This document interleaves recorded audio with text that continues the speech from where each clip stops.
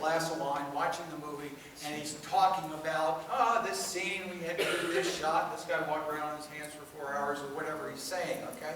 And he gets to the scene where Joe Pesci, who's playing David Ferry, is at the Fontainebleau Hotel, and he's going, would you quit it? I mean, he's going over the top on all this stuff. And Oliver started saying, well, Ferry was like this zookeeper on this cancer thing, and the word cancer comes up, and the word AIDS comes up, and, all this other stuff. He's one of the most important people in history, but that's another movie for another time. So, that's what Oliver has said about that. Oliver, by the way, is doing a movie on Edward Snowden, and he's calling it fiction. To preempt all the other people.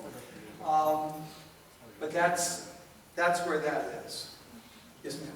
Understand bacteria, viruses, and fungus, and understanding that they're all their own pathogenic microorganism.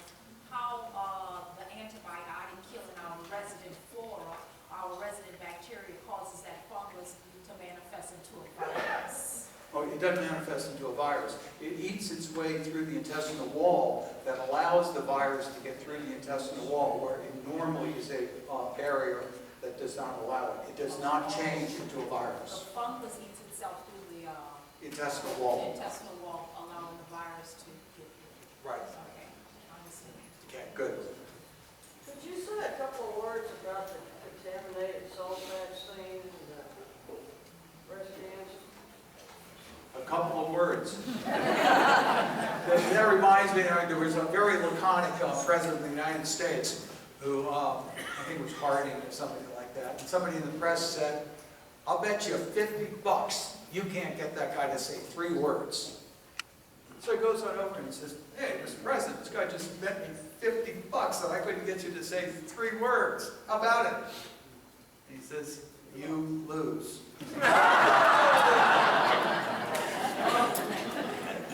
The salt vaccine, I'm glad there can be some humor in this, because this whole thing, particularly going into this subject. The salt vaccine.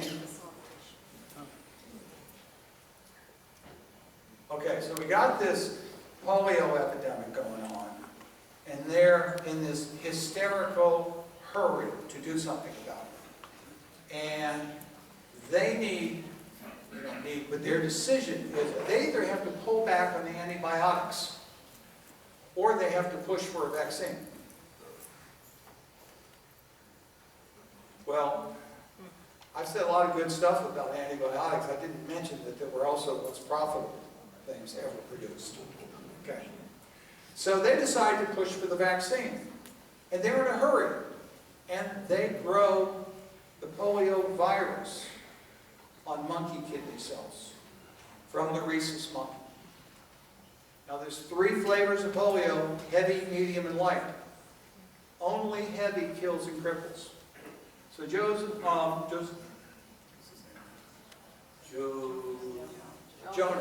sorry, Saul, that's what I'm talking about, Saul, says you don't have to mess with the weak ones. All you have to do is neutralize the heavy one, because that's the only one that causes disease. So he drowns it in formaldehyde and creates this thing of, we're going to inject your children with dead viruses. Everybody get ready, okay? And when they do that, this is April of 1955.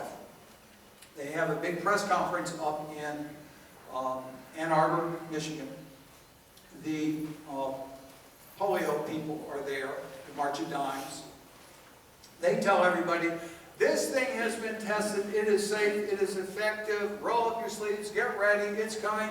By the way, Dr. Eddy, official vaccine safety tester for the National Institutes of Health, you got 48 hours to approve this. So she goes back, injects it into her monkeys, and she gets back dead and crippled monkeys. And says, there's a problem here. I don't know what the problem is, but it all seems to be coming from one batch. And that batch is produced by Cutter Laboratories. Guess who the major stockholder of Cutter Laboratories is? Alton Oshner. So, Dr. Oshner, would you mind withdrawing your vaccine from the launch?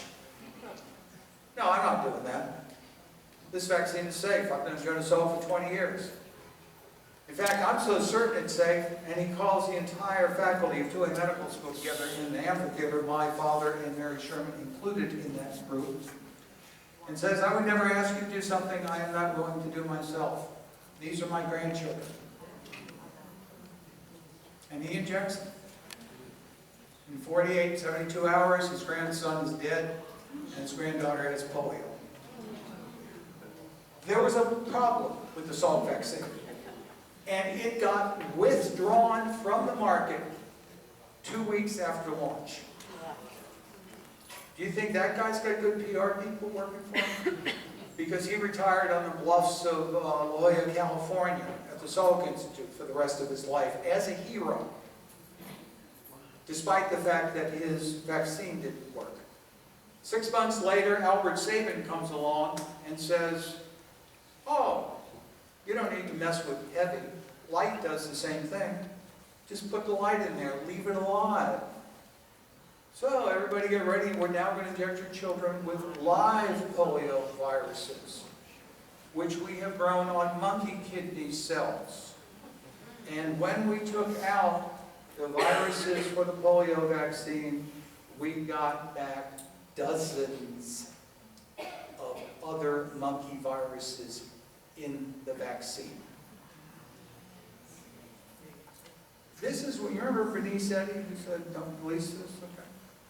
Her and Sarah Stewart was Mary Sherman's best friend. They went to the University of Chicago together, medical school, first year, 2 women in the same class. You think they knew each other?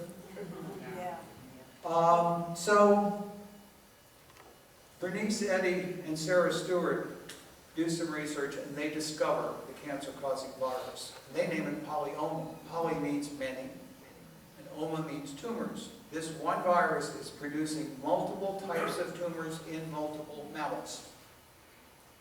That opens the door to the floodgates of congressional funding, and everybody starts getting electron microscopes. And in about 18 months, they have cataloged the monkey viruses and traced polyoma back to the rhesus monkey.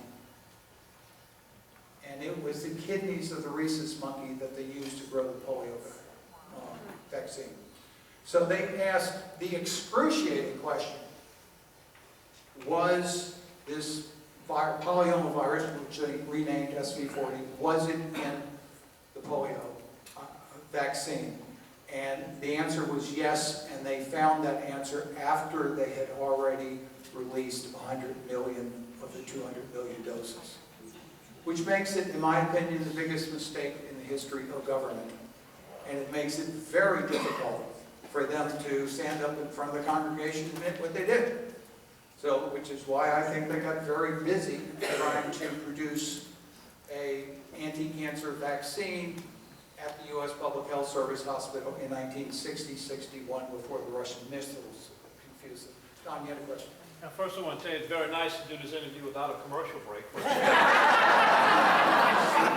then I was wondering, do you know where Mary Sherman's body is? Do we know where Stanley Stump's body is? Was any evidence from her apartment kept? And maybe there's a possibility that some DNA matches with her, Stump, and maybe any of the other suspects that might have come in. I was really interested in finding those white women's gloves, okay, for the DNA issue, because they had blood stains on them, and they may also had labels on them, right? So if these gloves came from Needless Markup or some store like that up on the East Coast, that's one thing. If they came from, you know, Landry's Laundry Service on Jefferson Highway that was supplying Oshner Clinic, it might be a different answer. Okay? And the real problem here is Katrina, because they used to keep all that stuff at White Street, which is below sea level, and that address book that I was talking about, and whether or not that we could find that address book with Oswald's name in it. those are the things that I was looking for, and I think that Katrina wiped them out unless there's tucked away in someone else. The whole reason we have the photos today is Monroe Samuels took them from the coroner's office and brought them up to the 6th floor of the charity hospital, not to protect them from Katrina because he didn't know it, but he wanted to hang on to them. Okay, and after he died, they started floating around. Okay, so if he had left them where they were supposed to be, they'd be gone. Okay, so there's always that kind of thing. But I really wish we could go back and do some DNA stuff. Mary was cremated. Well, I don't know about Stanley. I do know that Stanley died on December 21st, 1977. So if you want to look at the newspapers about... Nothing shows up on the internet.